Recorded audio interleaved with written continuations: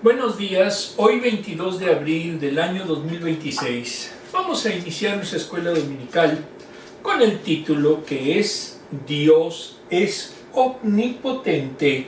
Es la sesión 4 del material de primavera del Lightwave de la Convención Bautista del Sur. Vamos a iniciar como siempre con esta es inclusive la carátula que la tenemos a la derecha. Muy bien. Ahora, idea central. No hay nada que Dios no pueda hacer. Aplicación para la vida. Es difícil concebir la idea de que alguien sea todopoderoso, ya que parece tan lejano, tan de ficción y tan inalcanzable. Y es que ningún ser creado lo es, porque sencillamente sería ilógico. Pero nuestro Dios es diferente, no es como nosotros. Como vimos antes, por naturaleza está apartado de nosotros y es superior a nosotros. El concepto mismo de Dios, un ser supremo, implica que puesto que Él es supremo, puede hacer como le plazca. Aún así, muchas religiones limitan las habilidades y el poder del Dios en el que creen o diluyen su poder al mezclarlo con una multitud de otros dioses. Y eso niega la posibilidad de llamarlo ser supremo. La realidad es que solo hay un Dios que es supremo, omnipotente y totalmente capaz de hacer cualquier cosa que soberanamente decida hacer. Qué reconfortante pensar en que el Dios que adoramos, el único Dios verdadero, es omnipotente, que no hay nada que Él no pueda hacer. Su poder no tiene límites, lo cual hace que sea verdadero y completamente soberano. Muy bien, este tema es netamente teológico. Entonces, pues vamos a tratarlo de esa manera. Ahora, vamos a ver lo que es la versión en inglés. Y aquí vamos a utilizar otros posts que tiene el texto. Muy bien. Crecí en Atlanta en la década de 1970 y asistí a muchos eventos en el Omni Arena. Es la cancha de básquetbol de Atlanta o de deportes. Los equipos de baloncesto y hockey de Atlanta jugaban allí. Vi mi primer concierto de rock allí. Albergó la Final Four en 1977. Verano de 1996, incluso tenía un hotel anexo con pista de patinaje sobre hielo y el único parque de atracciones cubierto del mundo. El OVNI lo tenía todo. Naturalmente, cuando oí hablar por primera vez de la omnisciencia, omnipotencia y omnipresencia de Dios, comprendí su significado casi de inmediato. Ya sabía que ovni significa todo. Así que omnisciencia debía significar que Dios es omnisciente. Omnipresencia, Él está en todas partes. Y omnipotencia, que Él es todopoderoso. Dios es todo esto y mucho más. Sin embargo, saber intelectualmente que Dios lo puede todo es diferente a confiar prácticamente en Dios, en que Dios obra activamente en nuestras vidas. Dicho de otro modo, decimos que Dios lo puede todo, pero a menudo actuamos como si no hiciera nada. ¿Qué pasaría si pudiéramos armonizar de alguna manera lo que decimos creer con nuestra vida cotidiana? Eso cambiaría todo. Muy bien. Ahora, si vemos en su momento los pods, en la parte de arriba de la izquierda se ve el dólar. Ahorita no está tan valuado. Se ve como símbolo de poder económico. Vemos del lado derecho aún parece una cirugía estética. También es el poder de poder cambiar la forma natural en su momento de una persona. Aunque eso no necesariamente a veces funciona muy bien. El aspecto físico con esas pesas gigantes del lado derecho, abajo del lado izquierdo, también entraña fuerza, pero no es omnipotencia. Y del lado derecho, la Casa Blanca, pues tampoco yo diría que en estos momentos tiene mucho poder, al contrario. Con la deuda, pues yo lo veo más bien muy débil. Pero en fin, son imágenes que proyectan supuesto poder. Vamos a continuar. Ahora, el aspecto bíblico.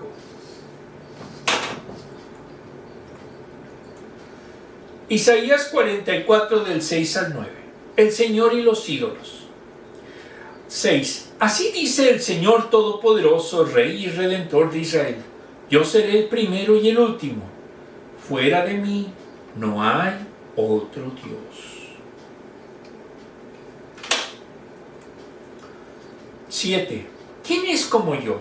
Que lo diga, que declare lo que ha ocurrido desde que establecí a mi antiguo pueblo, que exponga ante mí lo que está por venir, que anuncie lo que va a suceder.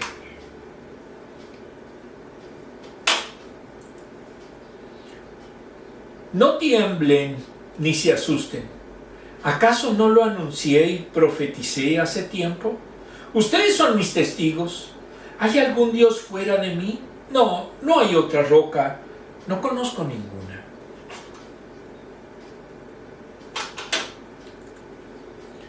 Los que fabrican ídolos no valen nada. Inútiles son sus obras más preciadas. Para su propia vergüenza, sus propios testigos no ven ni conocen.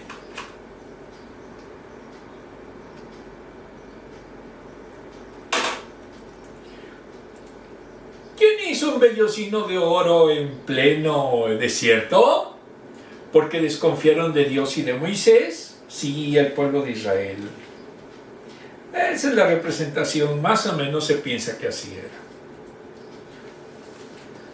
Idolatría.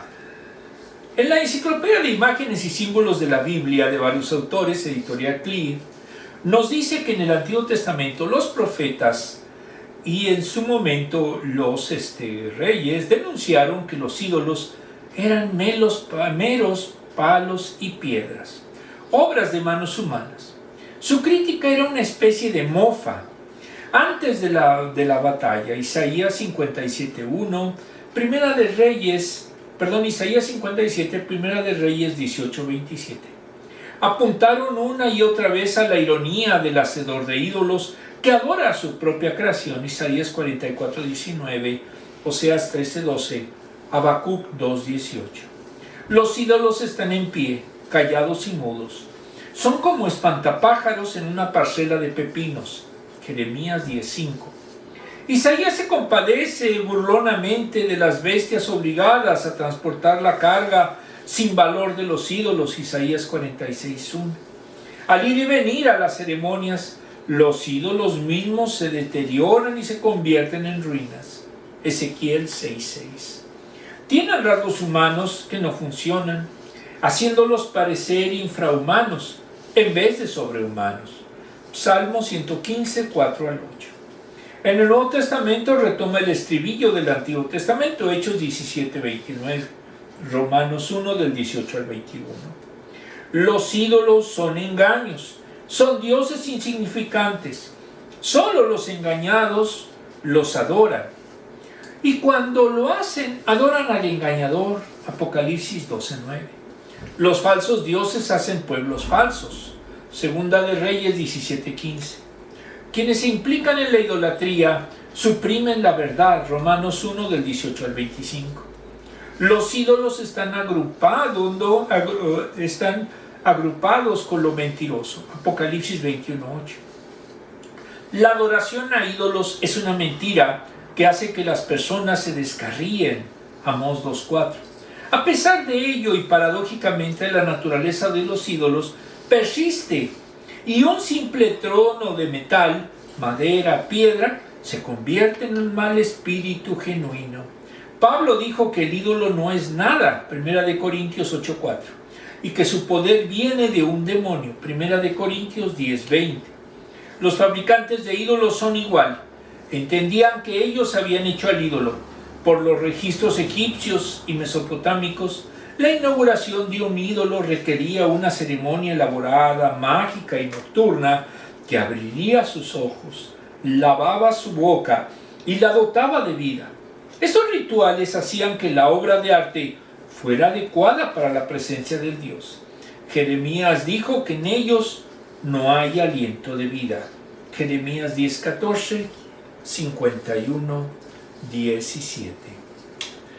Es importante decir que todo lo que sea una representación de cualquier tipo para adorarla, para venerarla, es idolatría. Llámenle como le quieran llamar. Desde el momento en el que le quieren dar poder, divinidad o sanidad a un pedazo de tela, a una piedra, a yeso o a madera, eso es un ídolo. Y es más, lo más grave es que Dios nadie lo ha visto. No lo pueden representar por la sencilla razón de que no se conoce cómo es Dios. Y por esa razón, la idolatría es contraria a la naturaleza de Dios. Versículos 6 al 7. De acuerdo al libro Isaías de C.F. Keil y F.J. Delis, editorial CLIE, titula los versículos 6 al 23 ridículos dioses gentiles. El Dios de Israel concede júbilo a su pueblo. En los versículos a estudio, Dios prueba que su divinidad gobierna no solo el mundo, sino también la historia, que no hay igual a Él, y Él está sobre todo tiempo, y así lo acredita mostrando que solo Él se manifiesta a sí mismo como Dios. Y no lo hace a través de la proclamación de la profecía. El profeta ofrece de esa manera una nueva señal de redención y una fuerte exhortación para confiar en el Señor. Destaca la miseria de los ídolos y de sus adoradores en oposición a Dios, que se eleva de esa forma como el único Dios que habla y actúa. Dios se presenta como el que ha fundado su pueblo eterno desde el tiempo antiguo, y presenta a los dioses paganos como incapaces de profetizar, de anunciar y realizar o ver el futuro, como Él ha hecho y sigue haciendo con su pueblo. Y este discurso del profeta es abierto a los hombres, no solo a Israel. Las profecías de Dios llegan desde Génesis, por eso afirma que no hay nadie que pueda compararse con Él. Lo que ha de venir se refiere a lo que va a realizar inmediatamente en el futuro. En el libro Análisis Profundo del libro de Isaías, de Alan B. Stringfellow, editorial Whitaker House español, adiciona que hace el profeta una sátira brillante y amarga contra la idolatría. El corazón humano tiene su propia forma de apartarse de Dios para acudir a varios dioses. En la actualidad no se va tras imágenes talladas, pero cualquier cosa a la que se entregue una persona en vez de entregarse al Dios verdadero es un ídolo. Por ejemplo, dinero, los miserables, fama, placer, sexo, alcohol, adoración a uno mismo e incluso los negocios o la familia. En el versículo 6 declara a Dios que fuera de Él no hay otro Dios. En el versículo 7 reta a otro Dios para que dé un paso al frente y que declare el futuro. Y esa es una verdadera prueba. Dios lo hizo en su momento con varios profetas, en especial con Isaías, con Elías, con Daniel. ¿Por qué razón? Porque Dios es omnipotente y Él conoce todo el tiempo. Versículo 8. En el libro de C.F. que dice que ninguno de los dioses paganos pudo responder en modo alguno al reto anterior. Por eso Israel debe tener más confianza al ver que su Dios es realmente distinto. El temor no se dirige a las divinidades paganas, sino a la gran catástrofe que viene sobre las naciones, y cuyo instrumento será Ciro. Es el centro de esa catástrofe.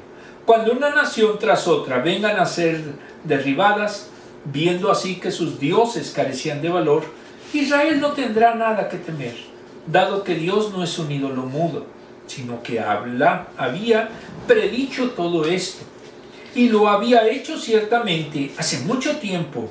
Isaías 41:26. de manera que los israelitas debían ser testigos de ello. Las profecías anteriores a la cautividad habían predicho la conquista de Babilonia por los medos y los elamitas. Esas mismas profecías aparecían ahora como la voz del Dios más alto, viniendo del pasado lejano y distante, consolando con anticipación al pueblo de la cautividad, de manera que sirvieran de apoyo para su fe. Por eso se afirma: ¿hay algún Dios fuera de él? Y la respuesta es que fuera de él no hay roca, no hay fundamento para la esperanza, no hay ninguno fuera de él. Isaías 26:4, 16:10. Muy bien. Versículo 9. En el libro de Strophellow nos dice que aquí comienza la brillante sátira contra la idolatría. Los que hacen las imágenes son testigos del carácter y sentido de los dioses. Una imagen no tiene los 5 sentidos de un ser humano. Una imagen no puede ver ni oír. En el libro de C.F. Kehl dice que los dioses paganos se encuentran lejos de ser fuente de confianza, que todos los que confían en ellos deben descubrir cómo esos dioses les han engañado. Los devotos, los favoritos que hacen ídolos y los falsos dioses y cuyo favor buscan con gran seriedad, los ídolos no ven, carecen de conciencia, de tal forma que ellos mismos, quienes confían en ellos, pueden ser puestos en vergüenza. Los ídolos nunca responden, sino que son los devotos mismos. Los ídolos no ven, están ciegos, no conocen, son irracionales. Isaías 45:20, 56:10. La vergüenza es destrucción y es un elemento constitutivo del mismo pecado. Ese es el destino de los que hacen los ídolos. Desglose. Hay un solo Dios y conoce el principio y el fin, porque todo comienza y termina con él. Para sus hijos estas son excelentes noticias, porque no solo es el único Dios verdadero, sino es todopoderoso. Como hijos suyos es reconfortante darnos cuenta de que Dios es capaz de hacer cualquier cosa por su amor por nosotros, y que nada puede frustrar su justicia. Y qué difícil sería ser poderoso, pero no tener toda la autoridad, o tener toda la autoridad, pero no todo el poder. No obstante, nuestro Dios tiene todo el poder, toda la autoridad, toda la capacidad, y es completamente sano, lo cual implica que juzga recta y perfectamente. Por lo tanto, no hay nada que temer, al contrario, debemos confiar en Él y aferrarnos a Él, ya que nos ama y hará todo para su gloria y nuestro bien. La verdad de que no hay imposible para Dios es de las mejores noticias posibles, puesto que Él tiene poder para llevar a cabo todo lo que dice. No habrá nunca nada que le impida llevar a cabo lo que quiere hacer. Por todo ello, es vital que creas y afirmes las siguientes verdades. 1. El Señor es nuestro Dios poderoso, es el único Dios verdadero, porque aparte de Él no hay otro Dios. Dios habla a través de Isaías con la autoridad que le da a ser el Dios supremo sobre todas las cosas. El Señor no solo es Dios eterno, que existe por sí mismo y que no depende de nadie ni de nada, sino que es Rey y Redentor de su pueblo. Esto es coherente y con la imagen del Rey Pastor típica de las antiguas culturas del cercano oriente, tal como vemos en el Salmo 23. La no existencia de otro Dios como Él pone en perspectiva el hecho de que se describe a sí mismo como primero y el último. 2. El Señor tiene el control de todo siempre. No hay nadie por encima de nuestro Dios. No solo conoce el futuro, sino que lo controla. Pero se puede proclamar y declarar como lo hace a través del profeta Isaías. Él mismo confirma de forma categórica que no hay otro Dios. No hay nadie como Él. Por eso no debemos temer. Es decir, si estamos en sus manos, si estamos en sus manos. 3. Seguir a un Dios falso es una absoluta necedad. Es una gran pérdida de tiempo. Por eso afirma el Señor a través de Isaías que seguir a ídolos falsos es vanidad. Es inútil gastar tiempo, recursos y energías siguiendo algo que no es verdadero y que por ende no tiene poder para nada. Es interesante como el texto menciona que estos supuestos dioses son tallados, así que no ven ni entienden. Ir en pos de dioses falsos solo trae confusión y perdición. Vamos a ver las preguntas.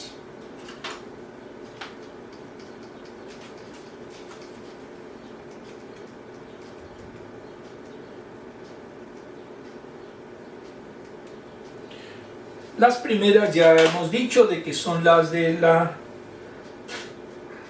versión en español y las segundas son de la versión en inglés. ¿Cuáles creen que son las implicaciones de que Dios sea todopoderoso? Pues las implicaciones son simple y llanamente que estamos nosotros convencidos de que Él hizo el universo. Y si Él hizo el universo en un eslogan y un principio jurídico, el que puede más puede lo menos, pues puede hacer cualquier cosa que quiera, incluyendo ser nuestro Dios personal a todos y cada uno de los creyentes. ¿Cuál es tu lugar favorito para un concierto o evento deportivo?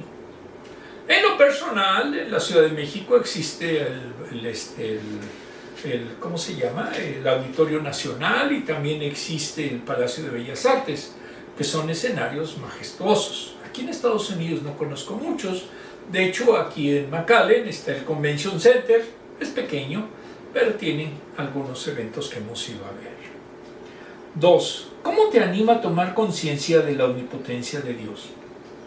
Saber que es el único Dios que es omnipotente. No existe otro que lo sea y que demuestre serlo. En otras religiones se habla de que Dios es Dios, pero no se dan pruebas. No hay profecía, no tienen en su momento verdadera forma de corroborar lo que sus sacerdotes dicen. ¿Por qué? Porque no existen esos dioses. ¿Cuáles son algunos dioses falsos que has visto en nuestra cultura? Mucha gente adora el dinero, no vive sin el dinero. Es más, no le importa la iglesia, lo que le importa es el dinero. Prefieren trabajar, prefieren en su momento dejar incluso a sus familias con tal de acumular cada vez más dinero. Pero eso no es el mensaje de Cristo, ni mucho menos el mensaje que Dios quiere oír.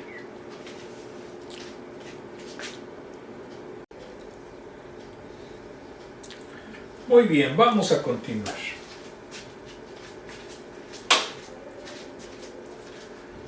Ahora los versículos del 21 al 23. Recuerda estas cosas, Jacob, porque tú eres mi siervo. Israel, yo te formé. Tú eres mi siervo. Yo no te olvidaré. Recordemos que los profetas utilizaban poemas.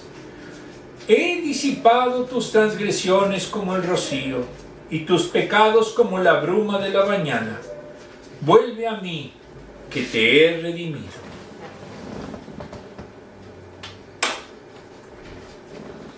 Canten de alegría, cielos, que esto lo ha hecho el Señor. Griten con fuerte voz, profundidades de la tierra, prorrumpan en canciones, montañas y bosques, con todos sus árboles, porque el Señor ha redimido a Jacob. El Dios, si Dios ha manifestado su gloria en Israel.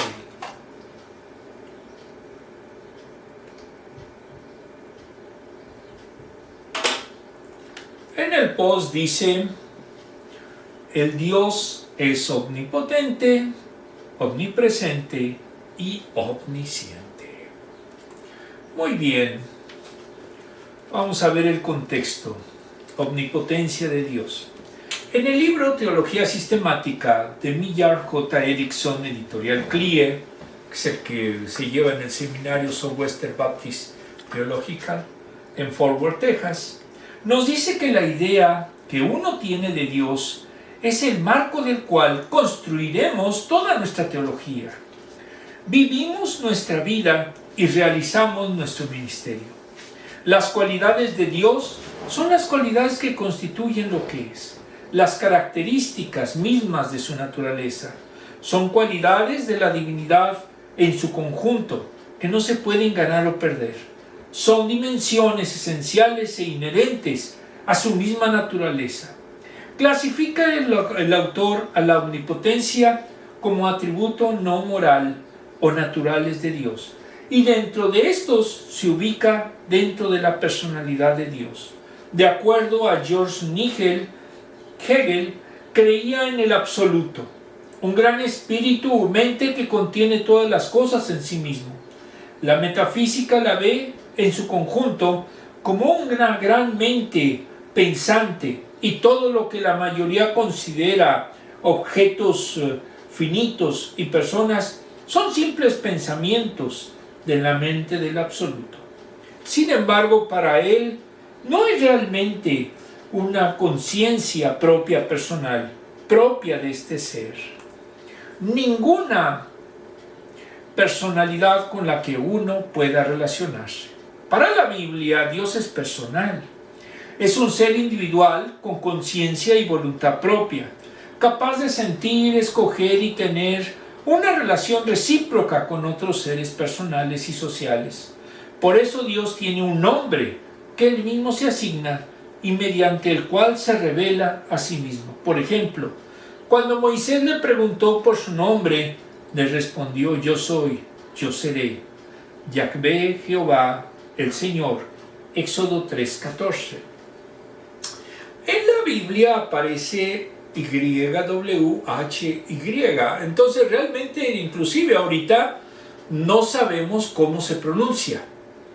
Aunque algunos le escriben como Yahvé o como Jehová, en la realidad no sabemos cómo podemos realmente nombrar a nuestro Dios, porque no se mencionan en el texto hebreo consonantes. Entonces es muy difícil determinar cuál era la pronunciación. Incluso los judíos no utilizaban el nombre del Señor, utilizaban Adonai, utilizaban el Señor, otra forma de mencionar al Rey. Ahora, entonces no es algo abstracto, incognoscible, una fuerza sin nombre. Dios es un fin en sí mismo, no un medio para un fin. Por eso el primer mandamiento es no tener dioses ajenos delante de Él. Éxodo 23. Por liberar a Israel tiene que ser amado y servido, no solo suprema, sino exclusivamente.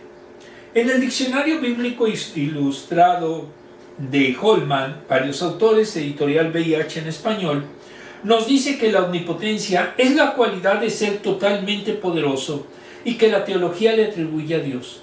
Todo el poder le pertenece a Dios. Salmo 147:5. Y para Dios todo es posible. Lucas 1:37, Mateo 19:26. Y que el poder de Dios excede todo lo que los seres humanos pueden pedir o imaginar. Efesios 3:20.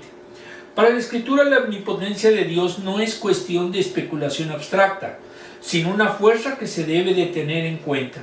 El poder de Dios se revela en su obra creadora y sustentadora del universo. Salmo 65:6, Jeremías 32:17, Hebreos 1:3. En la liberación de Israel de los ejércitos de Faraón, en la conquista de Canaán, en la encarnación, Lucas 1:35. En la muerte de Cristo en la cruz, Primera de Corintios 1, 17 al 18, 23 al 24. Y en el ministerio continuo de la Iglesia, Primera de Corintios 2:5, Efesios 3:20. Por último, en el libro Introducción a la Apologética de Antonio Cruz Suárez, editorial CLIE, nos dice que una de las expresiones de la omnipotencia es la creación del ex nihilo, o creación a partir de la nada. Es una doctrina única de la revelación bíblica. Atribuye a Dios la creación de los cielos y la tierra por su pura palabra. Él dijo y fue hecho. Salmos 113, 6 y 9. En el Nuevo Testamento dice: por la fe se constituyó el universo, derivado de la palabra de Dios. De modo que lo que se ve fue hecho de lo que no se ve. Hechos 1, 11, 13. Aunque la frase crear de la nada no se encuentra en la Biblia, El judaísmo como el cristianismo enseñan esta doctrina, desde el principio como un acto libre de Dios que debía asumirse por fe. La aceptaron unánimemente los padres de la iglesia, creyendo que Dios hizo surgir las cosas por la pura palabra, por medio de un sencillo y divino fiat, hágase sea. Por ejemplo, sea la luz, y fue la luz, Génesis 1:3. De manera que las cosas visibles de este mundo no fueron hechas a partir de otras cosas visibles o palpables por nuestros sentidos. Dios es todopoderoso, por eso puede dar vida a los muertos y llama a las cosas que no son como si fueran. Romanos 4:17. Dios da existencia a lo que no existe, llama a la inexistencia a lo existente. Llama a lo inexistente a lo que existe para darle el ser. Y esto viene corroborado en el libro de Génesis, en donde utiliza el verbo bara, crear, que se usa exclusivamente para las producciones divinas y nunca para las humanas. En el libro de Springfield dice que los versículos 21 al 27 vemos a Dios incitando a Israel a acordarse de él. En el versículo 21 insta a Israel a apartarse de los hechos atroces. Tienen que recordar que Dios los formó y que no se olvidará de ellos. En el versículo 22 afirma que Dios ha hecho algo que ningún ídolo puede hacer. Él ha redimido a Israel. En el versículo 23 toda la creación debe unirse en alabanza a Dios, porque Él es el Redentor de Israel. Incluso los bosques deben alabar a Dios. En el libro de Keil, los versículos 21 al 22 agrega que Jacob tiene que tener sorpresa en su mente aquello para lo que estaban ciegos los antiguos. El hecho de que la idolatría es una mentira, Israel no será olvidado por Dios. Dios le ha dispensado sus pecados. Es como el viento que lleva las nubes y hace que el cielo vuelva a ser azul. Job 26:3. Así vuelve a situarse la gracia liberadora de Dios, en el mismo momento en que Israel pensaba que había sido olvidado. Por eso diluyó su pecado y lo redime de su estado de castigo, y esto viene de la misericordia de Dios, no de merecimientos de obras. Por eso debe de obedecerlo. Versículo 23. En el libro de Keil y otro dice que hay buena razón para regocijarse de un modo exaltante. Y así lo muestra la respuesta que la iglesia ofrece en este verso, cantando la consolación divina. Toda la creación ha de regocijarse por el hecho de que Dios ha completado su tarea y ha redimido a su pueblo. De manera que de ahora en adelante se mostrará glorioso en sus fieles. Así han de exaltar los cielos en lo alto, también las profundidades de la tierra. No el Hades o el Seol, pues ello iría en contra de la visión que prevalece en el Antiguo Testamento. Salmos 63, 38 y 88:3. Porque se afirma que nadie se puede liberar del Seol. Es el infierno, es el inframundo. Sino la parte exterior de la tierra, con sus cuevas, sus pozos y sus profundos abismos. Salmo 139:15. También han de exaltarlo las montañas, los bosques que van de la tierra al cielo. Todos han de unirse a la exaltación de los redimidos, porque la redención que se ha cumplido en los hombres se extiende en todas direcciones, llegando a los límites externos de la naturaleza. Así dice el Señor, finaliza la quinta profecía y comienza la sexta profecía. Desglose. Es claro que Dios en su poder creó a su siervo Israel y los redimió, aun sin ellos ni merecerlo. Eso nos da una perspectiva adecuada, porque Dios es todopoderoso para hacer cuanto le plazca, con quien le plazca y cuando le plazca. Debemos reconocer la obra de Dios en nuestras vidas y rendirnos ante su grandeza, poderío, majestad y gloria. Pero no solo debemos fijarnos en nosotros mismos, sino también glorificar a Dios al ver su obra en nuestros hermanos. Es muy fácil solo vernos a nosotros mismos. Tengamos la humildad y sensibilidad de ver y disfrutar cada onza de gracia de Dios derramada en la vida de otros, de forma que nos maravillemos con ella. A fin de cuentas, es algo maravilloso. Dios obra a nuestro favor porque puede, quiere y nos ama. Vivamos agradecidos, procurando adorarle, siempre por quien es Él y por lo que ha hecho en nosotros. Por todo ello, es vital que creas y afirmes las siguientes verdades. 1. Somos hijos de Dios, porque Él nos hizo sus siervos, pues Él nos formó y nos hizo suyos para siempre. Esto es lo que Dios pide a su pueblo, que recuerde. Todo lo que somos y tenemos, lo debemos solo a Él, quien lo hizo sin que nosotros lo merezcamos. Por lo tanto, no debemos olvidarnos, sino más bien tenerlo siempre presente. Esto nos dará una perspectiva adecuada al expresar cómo formó a su pueblo. Se contrasta la acción de Dios con la de los dioses falsos, que necesitan que los hombres los hagan y les den forma. En cambio, Él, el Dios verdadero y poderoso, hace y da forma a sus hijos. Dios lo contrasta con los dioses falsos, que necesitan que los hombres los hagan y les den forma. En cambio, Él, el Dios verdadero y poderoso, hace y da forma a sus hijos. Dios escoge forma de vida y bendice con un propósito. Por lo tanto, debemos vivir de acuerdo con ese propósito. 2. Vivamos conscientes de nuestra condición natural de seres alejados completamente de Dios,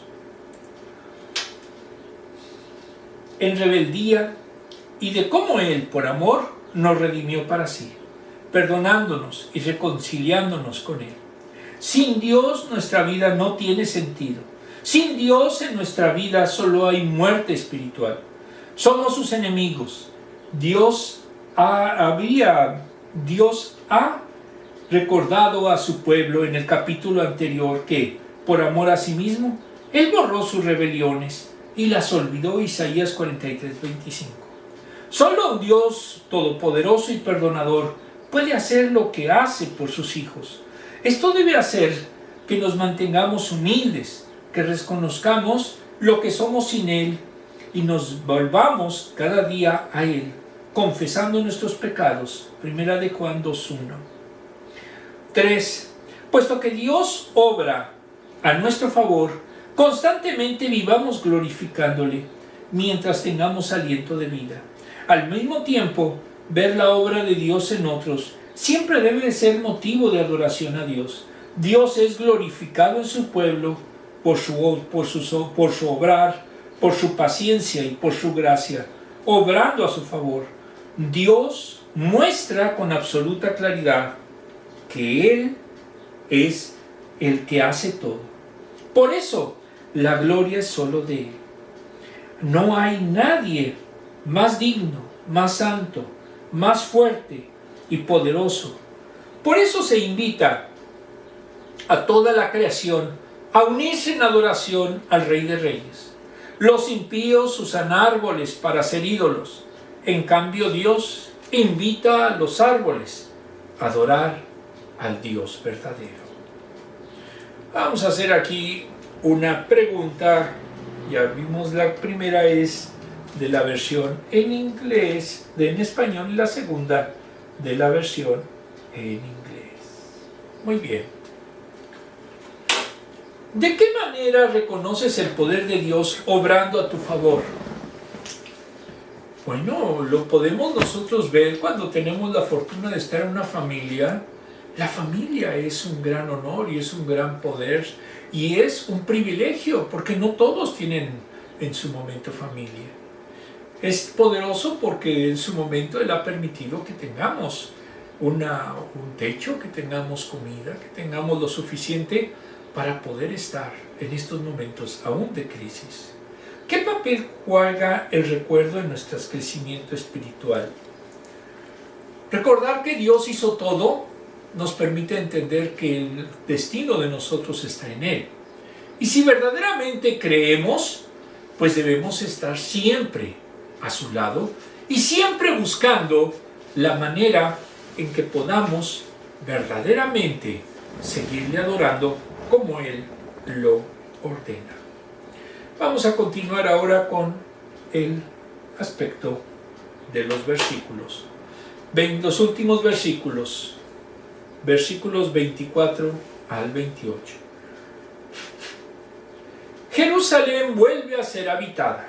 Versículo 24. Así dice el Señor, tu Redentor, quien te formó en el seno materno.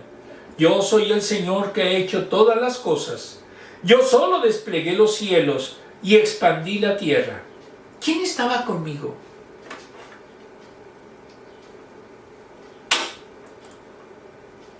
Yo frustro las señales de los falsos profetas y ridiculizo a los adivinos. Yo hago retroceder a los sabios y convierto su sabiduría en necedad.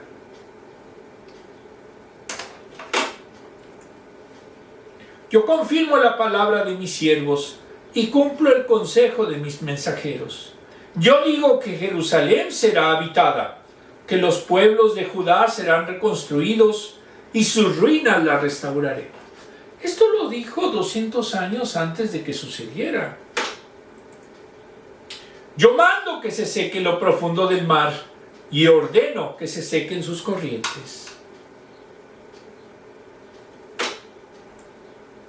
Yo afirmo que Ciro es mi pastor y dará cumplimiento a mis deseos. Dispondrá que Jerusalén sea reconstruida y se repongan los cimientos del templo. No sabemos cómo sea Ciro. Esta es una representación simple y llanamente. No había fotografías en aquel tiempo. Versículos 24 a 28. En el libro de Stringfellow, el versículo 24, lo resume como Dios es redentor y creador. El versículo 25, Él traerá confusión a los sabios del mundo que lo niegan. El 26, Dios deja claro que Jerusalén y las ciudades de Judá siguen estando en su programa para el futuro. El versículo 27 se hace una referencia al cruce del Mar Rojo y a su liberación venidera.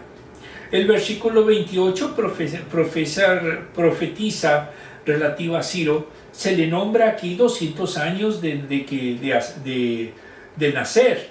Se le designa como mi pastor. Esta es la única vez que un soberano pagano recibe un título así. Él es una de las imágenes inusuales de Cristo. En el libro de Keil, el versículo 24, corresponde al inicio del título sexto titulado Ciro, el ungido de Yahvé, liberador de Israel, que es del 44-24 al 45-26. En los versículos a estudio, la promesa toma aquí un nuevo sesgo. Aparece primero el nombre de Dios, quien ha dado la existencia a Israel y no ha permitido que se destruya. La profecía que inicia en el versículo 24 sigue avanzando en una serie de predicciones en el versículo 25.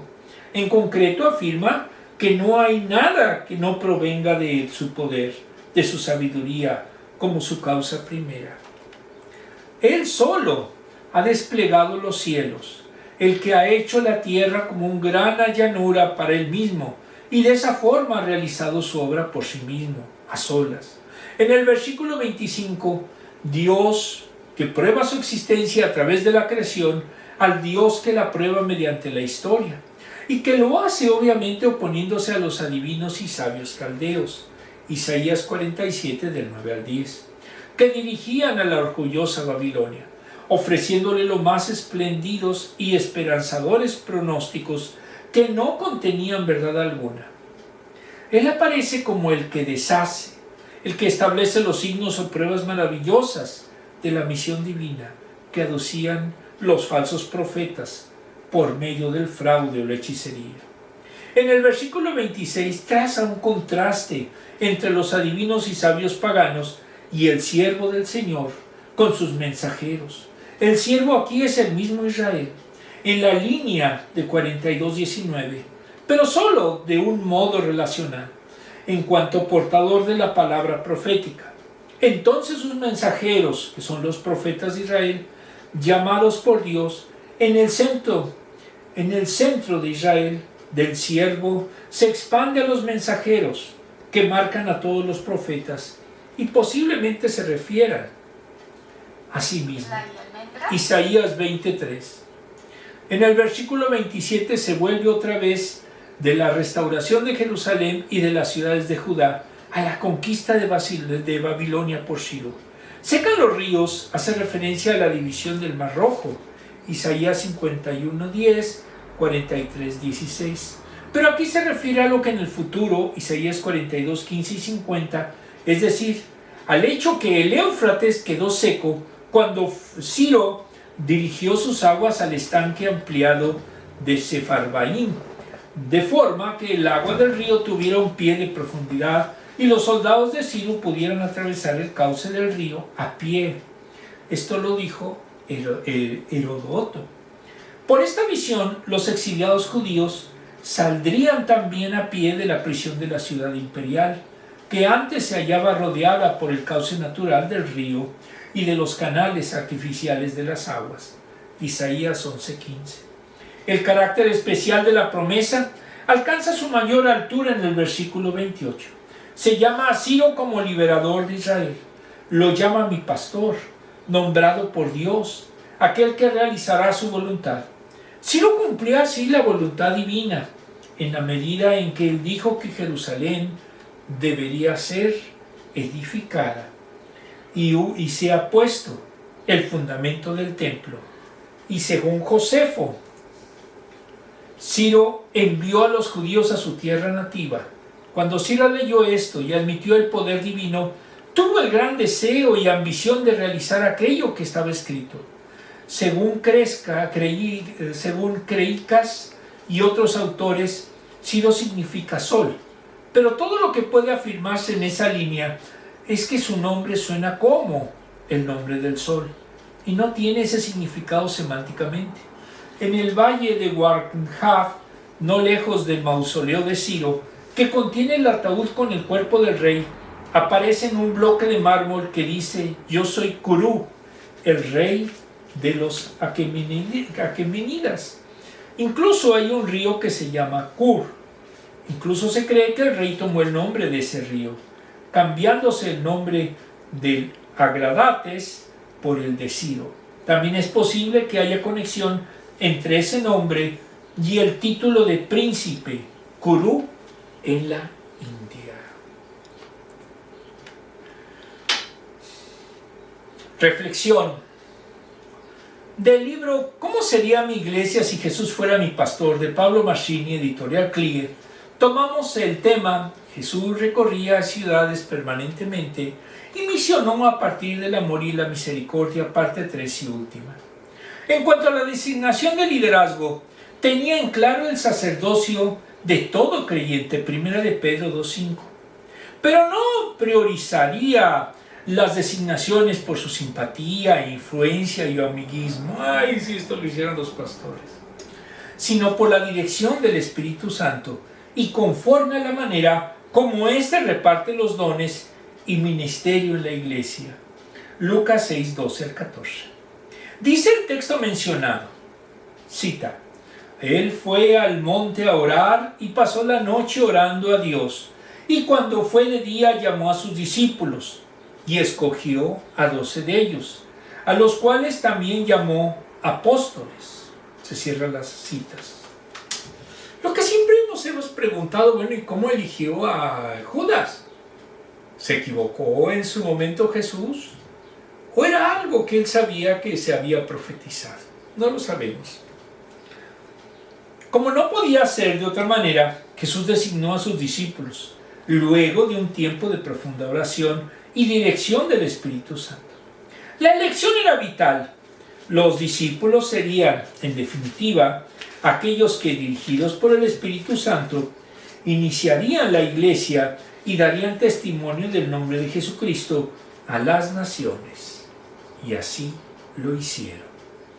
En cuanto a lo cotidiano, concebimos que Jesús se ocuparía de su visión sesgada y cerrada de oposición al mundo, lo que marcó la marcha de la iglesia por muchos años y ocasionó, como dijimos, un ostracismo injustificado que nos privó de influir en cada área social.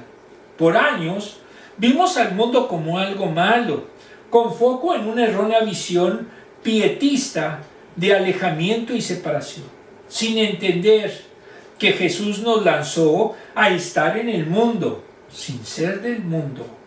Juan 17:15. En aquella época muchos se fueron a las montañas, muchos se escondieron en monasterios, etc. Pero Jesús no dijo eso. Jesús no dijo aíslense. Más bien ayuden al mundo, vayan al mundo, aunque no sean del mundo. Por eso vemos a muchas sectas que tienen en su momento a supuestos monjes o supuestas otro tipo de seres totalmente enclaustrados. Pero eso no es lo que dijo Jesucristo. En relación con el compromiso, Jesús se centraría en una iglesia que realmente esté imbuida del Evangelio y sea consciente de la necesidad de las personas y sus carencias, no solo espirituales, sino afectivas, económicas, laborales, sociales y familiares. Jesús se comprometió con las personas íntegramente, sanó a los enfermos, limpió a los leprosos, dio a comer a los hambrientos, revivió a los muertos, consoló a los que sufrían y perdonó a los pecadores. El compromiso sin acción es indiferencia. Una fe sin compromiso es mera religiosidad. Y una acción sin la intervención del Espíritu Santo es simple carnalidad. En cuanto al impacto social, sin duda Jesús se transformaría en la voz de los que no tienen voz. Dice el libro de Proverbios, cita, habla a favor de los que no pueden hablar por sí mismos. Garantiza justicia por todos los abatidos. Sí, habla a favor de los pobres e indefensos y asegúrate de que se les haga justicia. Proverbios 31 del 8 al 9. La iglesia fue llamada a defender y hacer justicia, proclamar el año agradable del Señor. La conceptualización de la justicia social no ha cambiado. Hoy tenemos el deber de alzar nuestra voz, pero también de interceder y amar a todos, incluso a los que desean anular la voz de los demás. A veces no nos damos cuenta de que esto no es fácil de hacer. Muchas veces la multitud levanta el becerro, el de oro, en el desierto, pide a gritos que suelten a Barrabás, confunden la obra del Espíritu Santo con Satanás o piensan que los llenos del Espíritu están llenos de mosto, están ebrios. Pero Dios pesa los corazones. Somos llamados a actuar en justicia y con misericordia. Finalmente, en cuanto a la comunicación y la conceptualización del éxito, Jesús sabía adecuadamente comunicar el mensaje del Evangelio. Debemos reconocer que hoy en día tenemos serios problemas para transmitir el Evangelio, aunque eso es fruto de una multiplicidad de factores. Quizás los más importantes sean el aislamiento del mundo que la Iglesia se interpuso por años, se autoimpuso por años, la falta de seguimiento de desarrollo social y tecnológico, y fundamentalmente nuestra tendencia a la espiritualización del discurso, que pretenden que las personas logren descifrar nuestros códigos espirituales y bíblicos sin saber cómo hacerlo, ni mucho menos enseñarles. Debemos mejorar sustancialmente nuestra forma de comunicar, ser más auténticos, claros y atractivos en la comunicación, no como excusa para llevar el mensaje, sino para ser facilitadores comunicacionales del Evangelio, a fin de que pueda llegar a ser entendido por todas las personas. En cuanto al éxito, es dable destacar que tenemos preconceptos que nada tienen que ver con los principios bíblicos. Debemos anhelar ser exitosos a los ojos y con los parámetros de Dios. Gran parte de la iglesia actual se amoldó a los valores del mundo, a sus patrones, a sus esquemas, y sus parámetros de éxito. Pensamos que son exitosos los ministerios grandes, los que movilizan gran cantidad de personas, los cultos vistosos, deslumbrantes. Es lo que llama cultura de la plataforma. Esto sin duda es importante porque la iglesia está llamada a salvar a la mayor cantidad posible de personas por la exteriorización y encarnación de los valores de la cultura de Jesús. Haya pues el mismo sentir que hubo también en Cristo Jesús. Aunque no lo parezca, no fue exitoso. Aunque solo logró salvar a su familia, Jeremías fue exitoso. Aunque nadie lo escuchó, Jesús fue exitoso. Aunque murió en la cruz, y la iglesia fue exitosa, aunque fue perseguida. Esos son los parámetros divinos: la dependencia, la obediencia y la santidad. Si pensamos que Jesús fuese nuestro pastor, debíamos amoldar nuestras acciones a las de Jesús y nuestros ministerios al suyo. Es hacer lo que Él hizo, conocer la ciudad como Él lo hizo. Desglose. No hay nada imposible para nuestro Dios. Él es el creador de todas las cosas y puede hacer que todas las cosas obren para sus propósitos. Todo lo que proclama se cumple. No hay nada en este mundo que pueda impedir su voluntad por Él, porque Él es soberano y es todopoderoso. Nadie hay como Él. Es reconfortante ver su poder en acción. Incluso cuando todo parecía perdido para Israel, Dios usaba a naciones enemigas para cumplir sus propósitos. Lo cierto es que tanto en la disciplina como en la liberación, nuestro Dios Todopoderoso usó a naciones extranjeras para cumplir sus propósitos. De hecho, hasta menciona a Ciro como su pastor. Que podamos magnificar la grandeza y el poder de Dios y vivir en asombro, confiados en Él. ¿Cómo no confiar y apoyarnos para siempre en Él, que es la roca inamovible de los siglos? Por todo ello es vital que creas y afirmes las siguientes verdades. 1. Dios es tan poderoso que puede hacer todo lo que desee, de manera que su plan eterno se cumpla.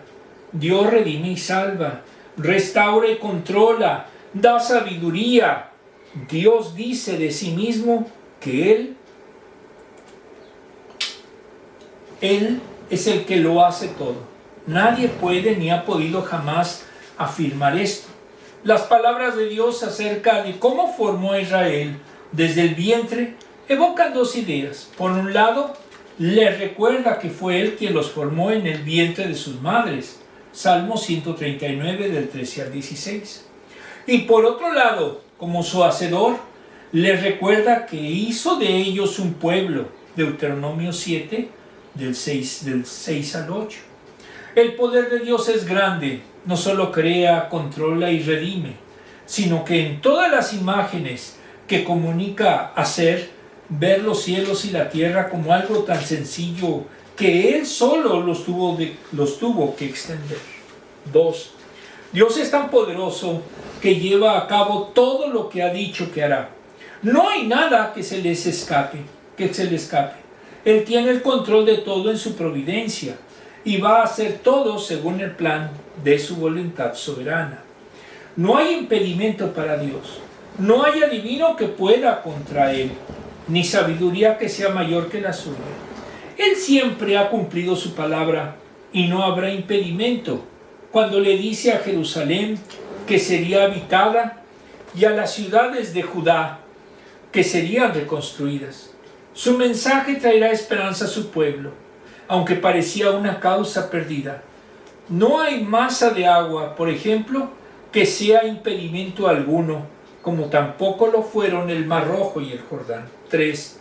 Dios es tan poderoso que usa a quien quiere cumplir su voluntad. Aunque todo parezca perdido y sin esperanza, Dios usó a un gobernante gentil, Ciro, para traer bendición y restauración a su pueblo, aun cuando parecía que era imposible. Ciro fue el instrumento de Dios para sus propósitos.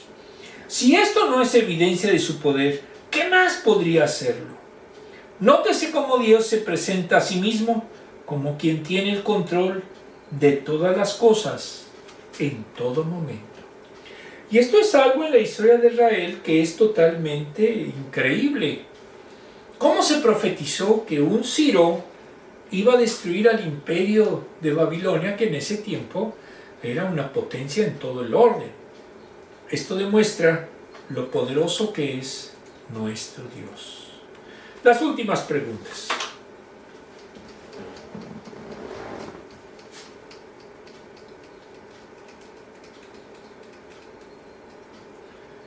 Ya saben que las primeras son las del español y las últimas son las de inglés.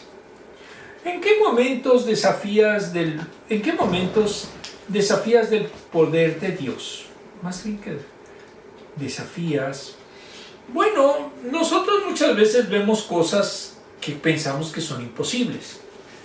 Pero sin embargo, si tenemos fe en Dios, sabemos que las puede hacer. En estos momentos hay algunos amigos que están con problemas de salud.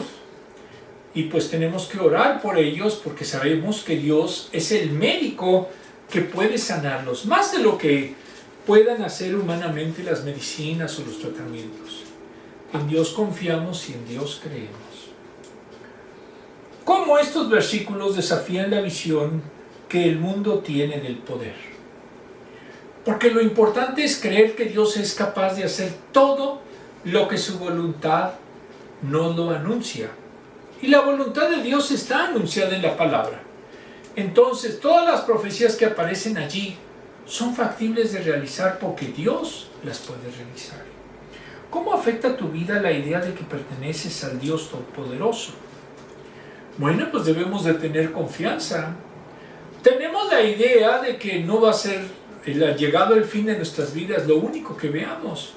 Porque si somos sus hijos y Él es eterno, entonces podemos llegar a ser eternos. Ese es el objetivo teológico y escatológico de ser creyentes. ¿Cómo has visto el poder de Dios restaurar cosas que estaban rotas? Pues yo pienso de que en la familia muchas veces hay problemas y por el poder de Dios se pueden restaurar. Si de verdad en su momento dejamos que lo obre y que verdaderamente nos permita tener un verdadero perdón. Muy bien, ahora sí, vamos todos a mencionar este versículo. Isaías 14:27.